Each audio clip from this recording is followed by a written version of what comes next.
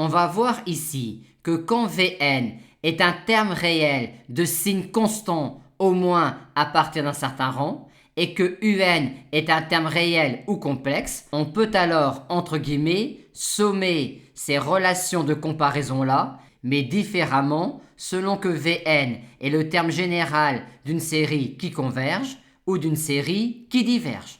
Quand Vn est le terme général d'une série qui converge, on peut alors, entre guillemets, sommer ces relations de comparaison-là d'un indice qui tend vers plus infini quand n tend vers plus infini à plus infini. Tandis que quand Vn est le terme général d'une série qui diverge, on peut alors, entre guillemets, sommer ces relations de comparaison-là d'un indice fixé à un indice qui tend vers plus infini quand n tend vers plus infini. Notez que dire que l'on est dominé ou que l'on est négligeable par rapport à Vn équivaut exactement à dire qu'on l'est par rapport à moins Vn. Et dire que Un est équivalent à Vn équivaut à dire que moins Un est équivalent à moins Vn. Aussi, sans perdre en généralité, on peut supposer ici que Vn est positif au moins à partir d'un certain rang. Et on a donc alors, dans ce cas-là, ici, une quantité qui tend vers plus infini quand n tend vers plus infini. Et on se rend alors compte, dans ce cas-là, qu'il n'est pas nécessaire, dans les sommations, de faire démarrer les sommes au même indice.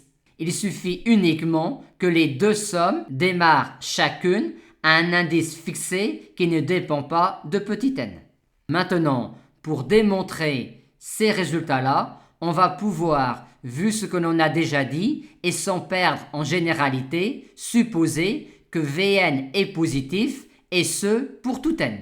Démontrons tout d'abord, dans les deux cas de figure, la sommation de cette relation de comparaison-là. Et on rappelle que dans la démonstration, on peut, sans perdre en généralité, supposer que Vn est positif, et ce, pour tout antinaturel petit n.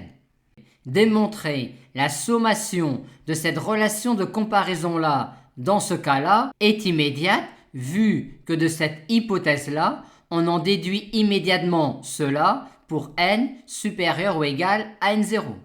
Et dans ce cas-là, de cette hypothèse-là, on en tire tout de suite cela pour n supérieur ou égal à n0, et donc également cela, vu que l'on a supposé que les termes Vn étaient positifs, et ce pour tout n.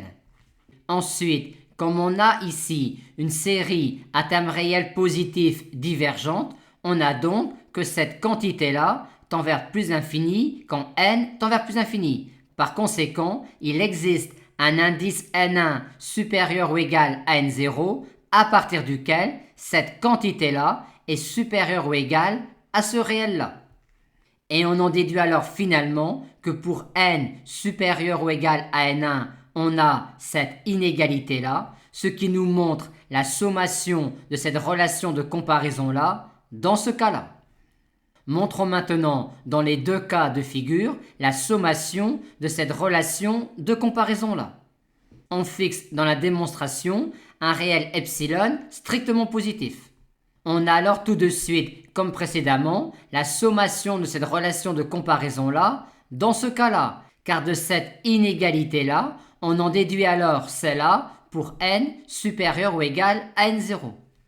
Maintenant, epsilon étant un réel strictement positif fixé, de cette inégalité-là, on en déduit immédiatement celle-là pour n supérieur ou égal à n0. Maintenant, vu que l'on a ici une série à termes réels positifs divergente, cette quantité-là tend vers plus infini quand n tend vers plus infini, et donc également cette quantité-là, où epsilon est un réel fixé strictement positif.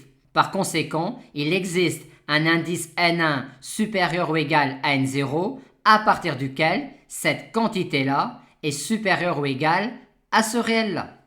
Et pour n supérieur ou égal à n1, on a alors cette inégalité-là qui démontre la sommation de cette relation de comparaison-là dans ce cas-là. Et de la sommation de cette relation de comparaison-là, dans ces deux cas de figure-là, on en déduit immédiatement la sommation de cette relation de comparaison-là dans ces deux cas-là, vu que dire que UN est équivalent à Vn équivaut à dire que UN moins Vn est négligeable devant Vn,